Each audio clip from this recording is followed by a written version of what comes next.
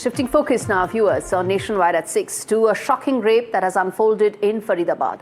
A 26-year-old woman was gang raped in a moving van in Faridabad for over 2 hours.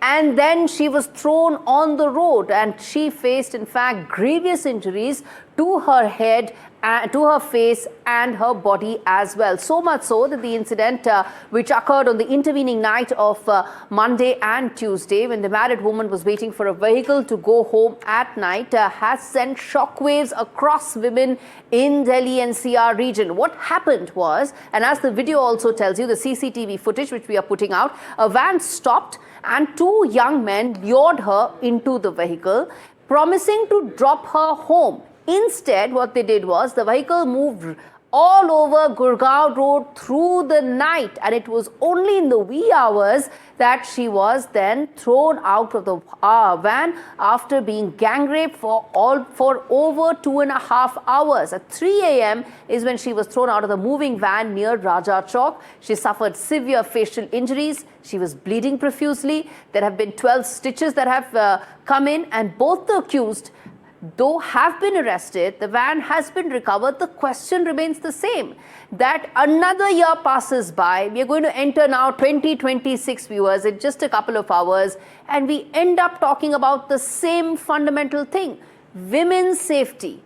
And let's get in Brinda Adige to talk more on this. Social activist joining me on the broadcast. Brinda, it almost seems like another year has gone past us. A lot of progress, a lot of things move ahead. But when it comes to women's safety, we are stuck where we were. You're absolutely right. Women's safety is a challenge that is increasing on a daily basis in our country. We talk about it, we debate, we discuss, then we demand that the elected representatives and the systems and the state take care of it, and nothing happens.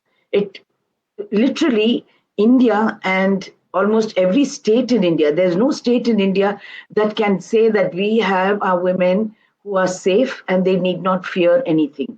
Almost every state in India pushes its women to the brinks every day, as if safety and keeping ourselves secure is our responsibility and not anybody else's. In this moving car, this lady got gang raped, thrown out, which means physical assault, danger to her life just now because we don't even know what else is happening to her. Exactly. But my question is, don't ask this question as to why did you get into that car at that late night? Why did you want a drop? Don't ask. We are putting a lot of burden on the woman. Ask this question, where was the police patrolling? What were they doing? Coming to just that we have the CCTV footage. The 2 men have been nabbed. The van has been recovered. But the fact is, this was a vehicle that for hours and hours was circling inside the city. The fact that it was doing so freely indicates the freedom with which you have these rapists who are running amok. Absolutely. There's complete impunity. The rapist, the sexual predators, they know that nothing is going to happen to them. Nobody is going to pull them up. They do not have to be afraid about anybody. Police are not patrolling at all, so that there is no loss, there is no fear of law at all. What are you scared of? Who are you scared of? If at all a police stops you, then you give some kind of an excuse and walk away, and at the most probably, bribe the person and go. No fear of law at all. The question is, what are the police doing? Why is there no patrolling? Now all of them have vehicles. Even that is not possible to do. No patrolling, no fear of law. That is what it comes down to. And, I hate to point this out, that it was, 13 years back, it was a moving vehicle, when the horrific Nirbhaya case happened as well.